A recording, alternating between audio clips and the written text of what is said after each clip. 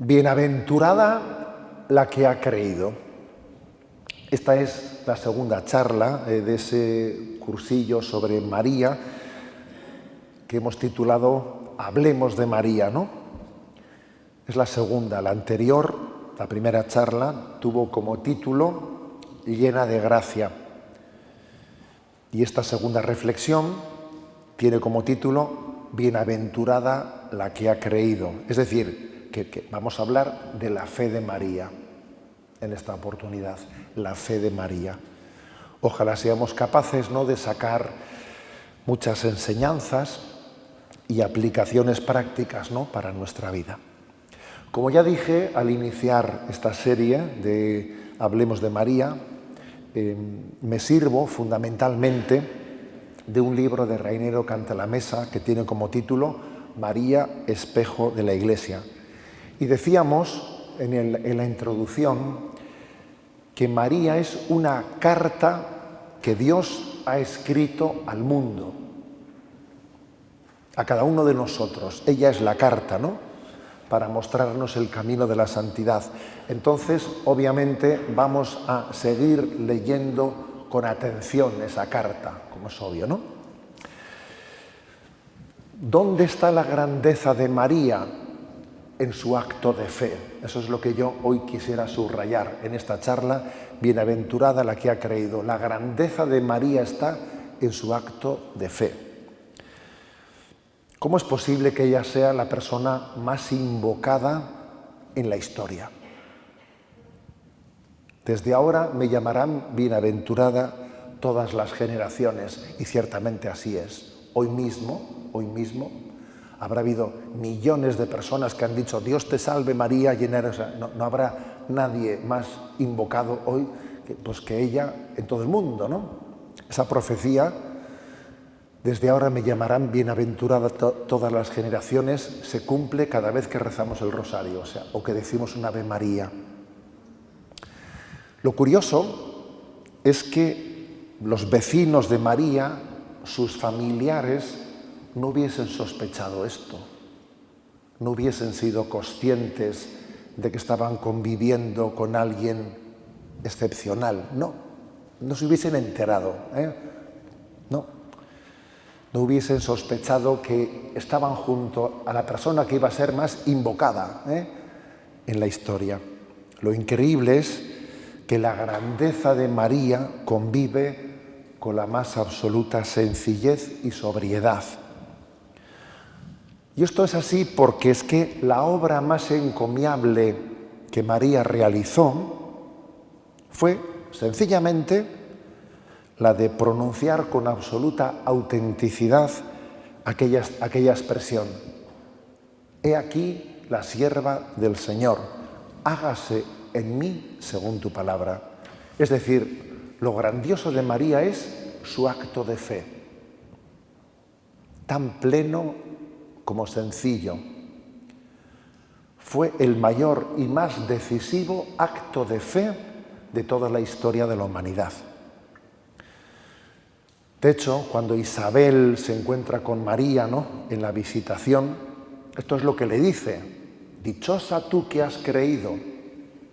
La ensalza por ello. Esa fe es la clave que hace que la maternidad de María no sea solamente física, sino espiritual, tal y como San Agustín dice, ¿no? Hay un texto de San Agustín que ha sido muy potente, ¿no?, a lo largo de los siglos en la Mariología. San Agustín dice: la Virgen concibió creyendo, de modo que concibió a Cristo antes en su corazón que en su seno. Este acto de fe de María es la cúspide y el modelo de la actitud de todo creyente. Todos estamos llamados a tener una fe en Dios como la tuvo María. Es la verdadera religiosidad, el que alguien delante de Dios diga: hágase la voluntad de Dios, le doy fe. Fijaros hasta qué punto ella es, ¿no?, pues el modelo de la verdadera religiosidad que hay un padre del siglo III, que se llama Orígenes, que describe en qué consiste esta actitud que tanto ensalzamos en María. Dice: aquí estoy, soy una tablilla encerada. Escriba el escritor lo que quiera, haga de mí aquello que el Señor quiera. Una tablilla encerada, en aquel tiempo escribían pues, con una cera en la que se escribía. Es decir, diríamos hoy en día, soy un papel en blanco, que Dios escriba. Lo diríamos con nuestro tiempo, ¿no? María es un papel en blanco que le dice a Dios: a ver, Señor, escribe. Es cierto que María le hizo una pregunta al ángel: ¿cómo será eso? Pues no conozco varón. Pero estaríamos muy equivocados si interpretásemos que esa pregunta es un signo de duda. Nada que ver la pregunta de María con la de Zacarías. Esa pregunta de Zacarías por la que fue castigado quedándose mudo. La pregunta de Zacarías era muy distinta. ¿Cómo puedo estar seguro de esto?, dice Zacarías. Él duda del anuncio que ha recibido de que Isabel pueda quedar encinta. No se lo cree. María, sin embargo, cuando dice: ¿cómo será eso? Pues no conozco varón, ella no pide una explicación para comprender, sino para saber cómo cumplir la voluntad de Dios. Su pregunta se refiere a cómo deberá de comportarse ella, qué tendrá que hacer, dado que no conoce a varón. Por cierto, ¿no? María nos está enseñando con esto que la verdadera religiosidad no es la que pretende conocer a toda costa la voluntad de Dios, que es un misterio que se te escapa, ¿no? Sino la que pide luz para llevar la voluntad de Dios a efecto. ¿Qué tengo que hacer para llevar a efecto la voluntad de Dios? Para cumplirla, para vivirla. En definitiva, el fiat, el hágase de Dios que pronuncia María es pleno y sin condiciones. Y es importante que aprendamos a admirarlo y que aprendamos de ese acto de fe, de ese sí de María. El sí de María está llamado a representar a toda la humanidad que acoge la voluntad de Dios. Es el amén de Dios, de la creación a Dios. Es un sí reparador de la negativa de Eva. María dijo: hágame. Y María dice: hágase. En el fondo está la diferencia, ¿eh? Nuestro pecado es un hágame. Yo quiero las cosas a mi manera, según mis planes. Está así, esa es nuestra pelea, ¿no? La pelea que tenemos con acoger la voluntad de Dios, porque tengo mis planes, tengo mis ideas, tengo mis proyectos. Eva dice: hágame. María dice: hágase, que sea lo que Dios quiera, ¿no?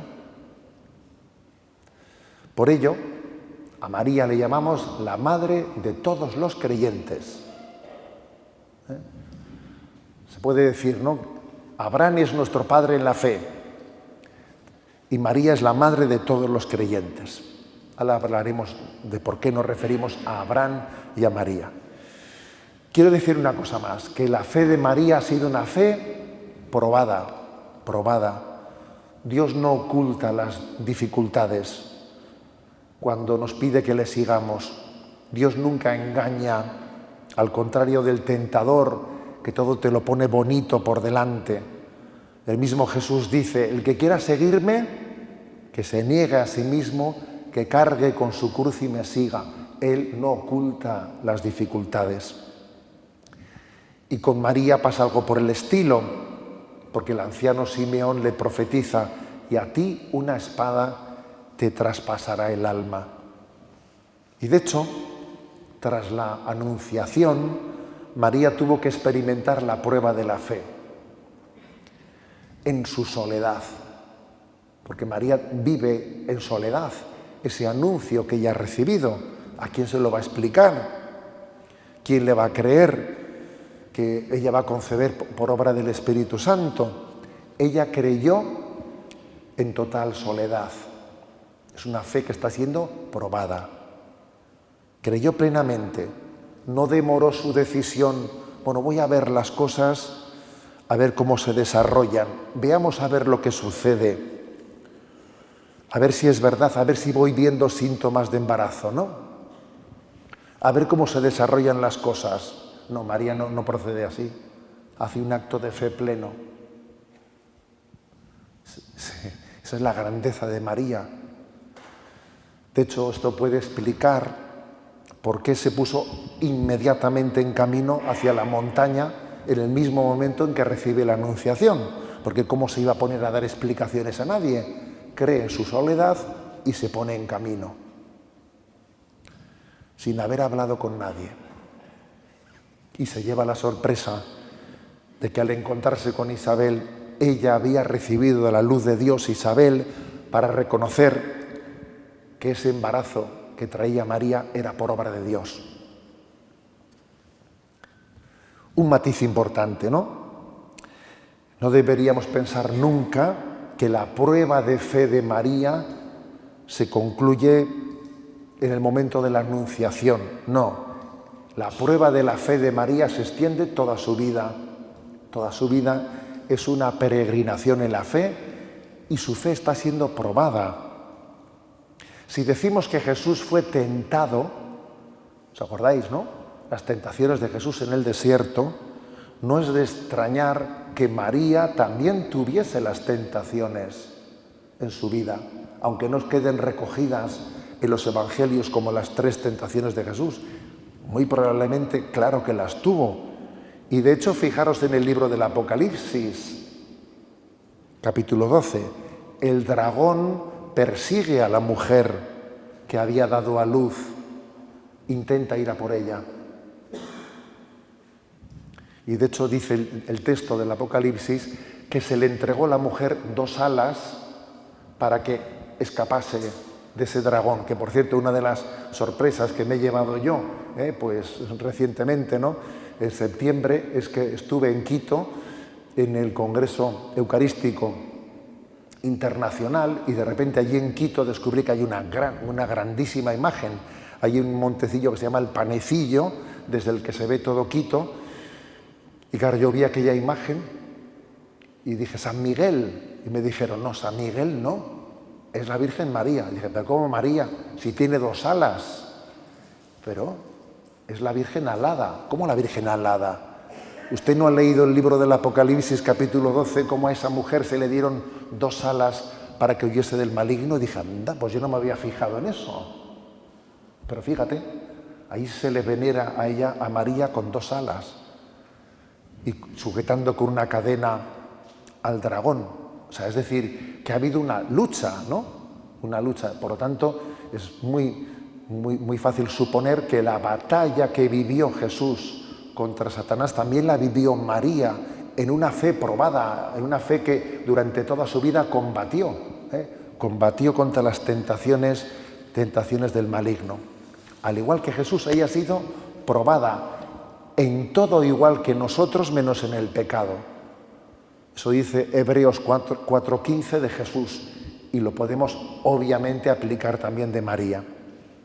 Y es hermoso pensar cómo María y José se ayudarían para afrontar juntos las pruebas de la fe. Por ejemplo, en la huida a Egipto. Qué importante es alentarnos mutuamente con el testimonio de los demás, ¿no? Para vivir la batalla de la fe, que tiene que vivir cada uno en su vida. Entonces, estamos hoy hablando de la fe de María y quiero subrayar el gran mérito que tiene el sí de María. ¿Cuál es el gran mérito de María? Su fe. Ese es su mérito, su fe. A nosotros nos parece que el mérito son el hacer obras que sean costosas, ¿no?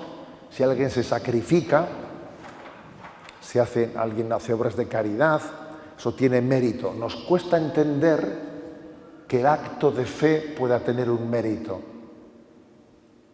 Y sin embargo, fijaros, es el mérito principal de María.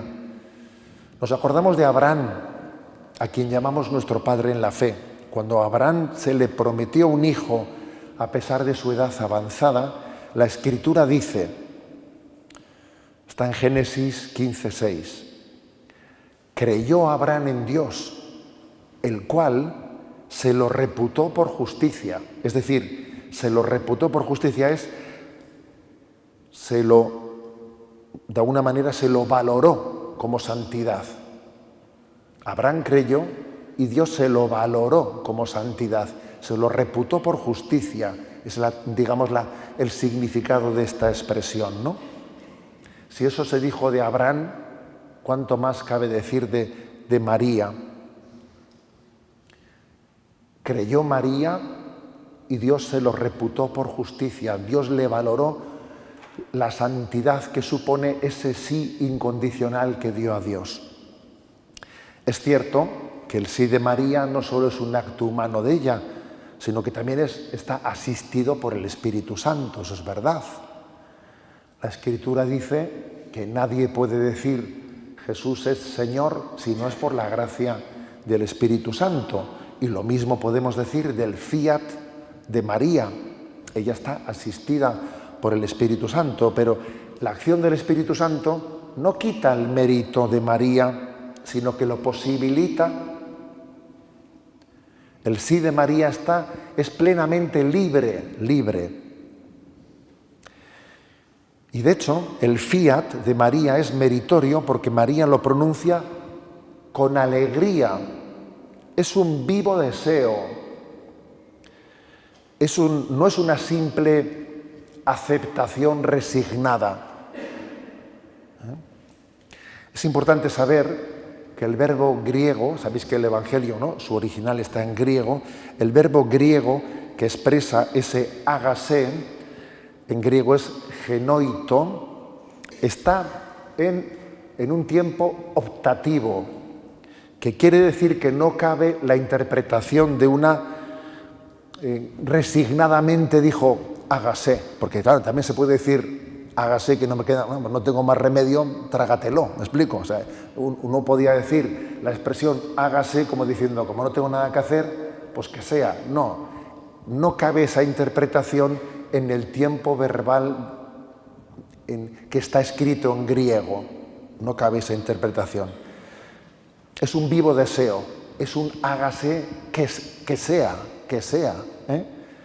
Es un amén de María que significa obediencia alegre, deseada. Su traducción sería así es y así será. María es la personificación del amén a Dios, ¿no?, que todos estamos llamados a pronunciar. No sé si conocéis una expresión de San Agustín que también se ha hecho muy, muy conocida, ¿no? San Agustín dice, en el cielo dicen aleluya los que en la tierra han dicho amén, dice él, ¿no? Los que en la tierra han dicho amén, que se haga la voluntad de Dios, son los que están llamados a decir aleluya en el cielo. Amén y aleluya están muy unidos. No se puede decir aleluya sin haber dicho amén. Claro. Es así, ¿eh? Se canta el aleluya cuando uno ha pronunciado plenamente el amén. Que sea, ¿no?, la voluntad de Dios.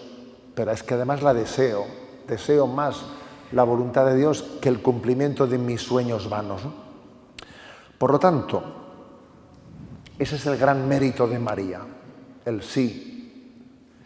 Y entonces eso a nosotros nos tiene que hacer reorientar dónde está la verdadera religiosidad. Tenemos que ir tras las huellas de María. Decimos que nuestra fe es apostólica, sí, pero antes de la fe de los apóstoles estuvo la fe de María, no olvidemos, ¿eh? O sea, que nuestra fe es apostólica y es mariana. Y es importante que caigamos en cuenta que María es nuestro modelo de fe y de esperanza. Os voy a decir algo que igual a alguno le va a sorprender.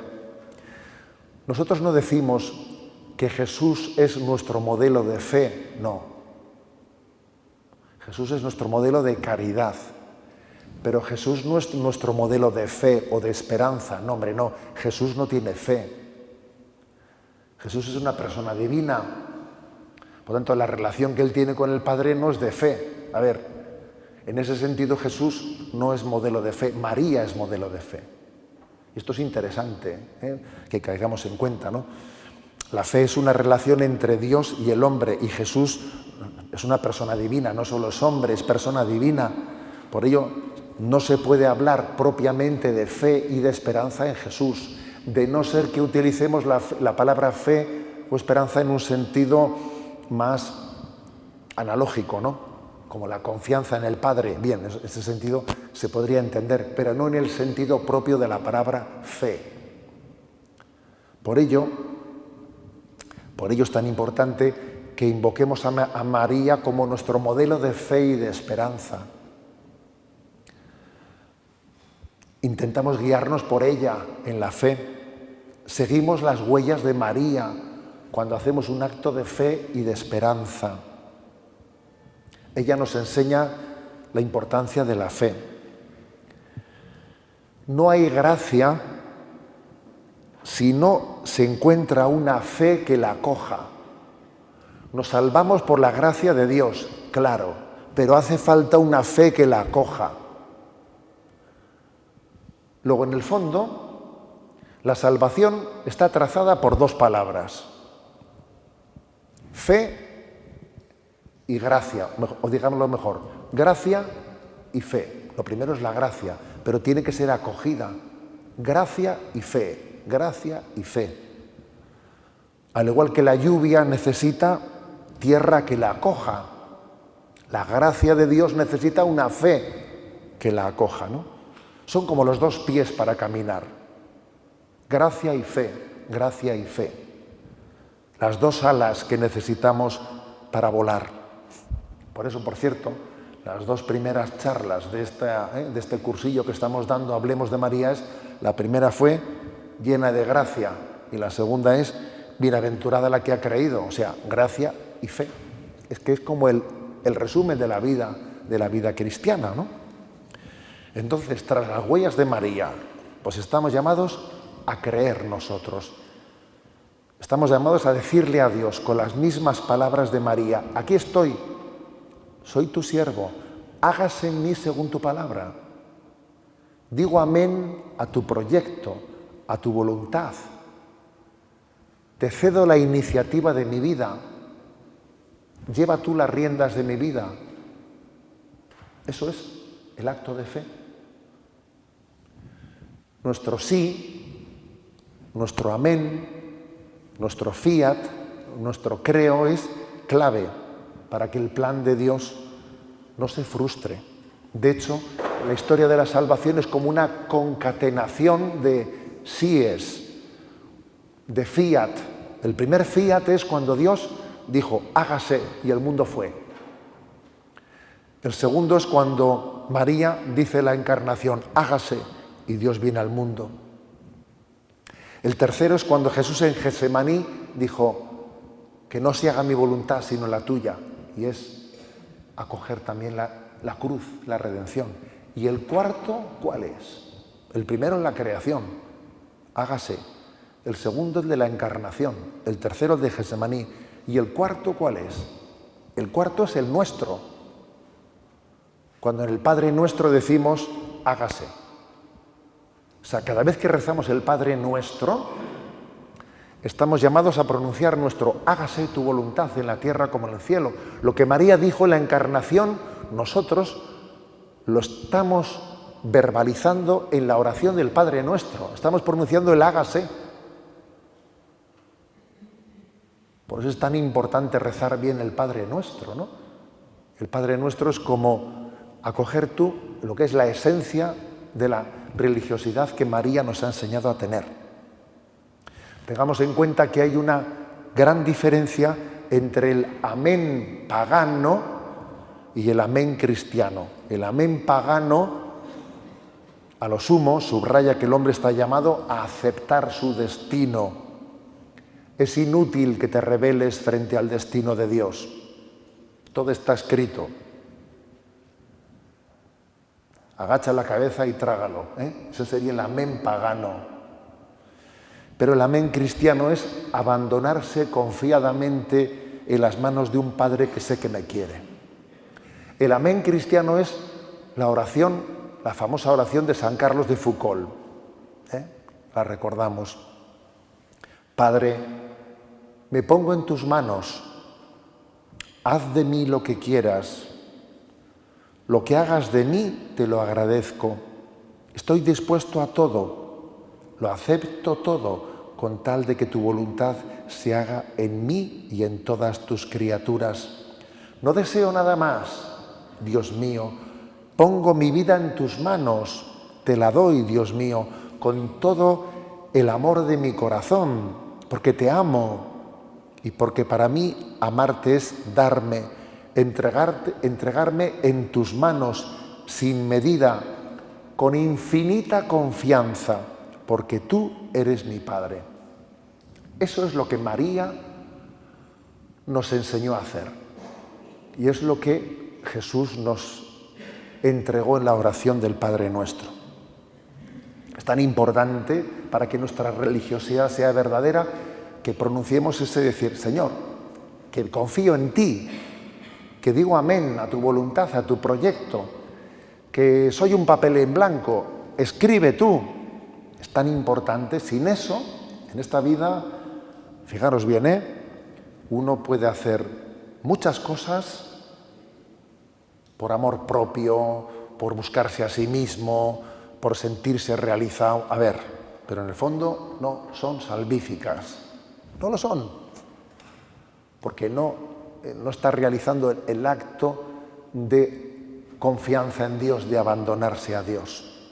Se está buscando a sí mismo en las cosas que hace. Por lo tanto, queridos hermanos, creo que esta es la clave y posiblemente por nuestra falta de fe, pues no damos el fruto que debiéramos de dar. Acordaros de algún pasaje, como el de Mateo 17:20, después de que Jesús hubo expulsado el espíritu maligno de un muchacho, los discípulos le preguntan a Jesús por qué ellos no habían sido capaces de expulsarlo. Y Jesús responde, por vuestra poca fe. Os ha faltado fe para expulsar al maligno, por vuestra poca fe, Con lo cual, claro, pues la clave está en que seamos conscientes de que la gran petición que tenemos que dirigir a Dios es aumentanos la fe, aumentanos la fe. Y eso pues quizás no lo tenemos tan...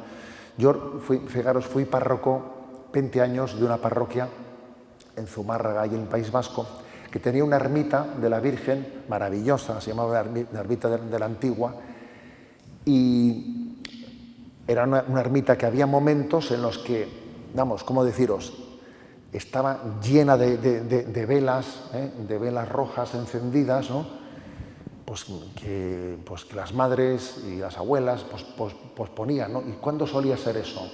En la época de exámenes.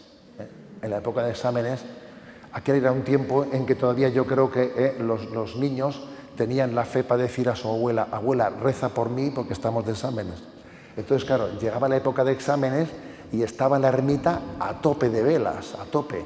Yo decía, ya ha llegado la época de los exámenes, Entonces, las madres y las abuelas allí a poner tal. Entonces, en una ocasión yo, predicando, dije, dice San Pablo que pidamos los dones superiores, dice, es increíble que con tanta... Está bien, porque Jesús nos dice que pidamos con confianza de hijos, pero me gustaría saber cuántas velas se han encendido pidiendo que se aprueben los exámenes y cuántas velas se han encendido diciendo, aumentanos la fe.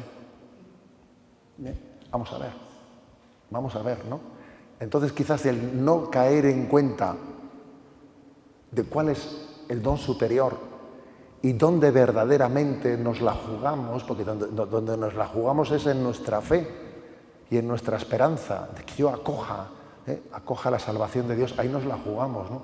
Me acuerdo que hice ese comentario y la gente se reía, como diciendo, madre mía, ¿no? Claro, ¿cuántas velas hemos encendido pensando en los exámenes y cuántas hemos encendido diciendo, Señor, aumenta mi fe, aumenta mi esperanza, aumenta la caridad? Bueno, pues María, yo concluiría diciendo, el sí de María, el acto de fe de María también es nupcial. ¿Qué quiero decir con eso? María es un signo, una primicia de las bodas de Dios con nosotros. Dios se casa con Israel, Dios se casa con el pueblo de Dios, Dios ha hecho desposorio con su iglesia. Dice Oseas 2:22, te desposaré conmigo para siempre, te desposaré conmigo en fidelidad. Y cuando alguien se desposa, ¿qué se suele hacer? Se le pone un anillo, ¿no? ¿Y ese anillo quién es? Es María. La fe de María es como el anillo nupcial de estas bodas de Dios con nosotros. Dios se desposa con nosotros, pero para que ese desposorio quede con un signo, te pone el anillo, y es el anillo de María, porque ella está custodiando esa alianza de desposorio de Dios con nosotros, ¿no? Entonces en María tenemos que ver el anillo que Dios nos entregó, para diciendo, esta alianza de amor que hago con vosotros tiene este signo, tiene esta alianza, ¿no?, hecha en María. Por eso le decimos, ¿no?, a nuestra madre, que es la madre del sí, que custodie nuestra fe, que sea madre de nuestra fe, ¿no?, que nos ayude a crecer en la fe, en la esperanza y en la caridad.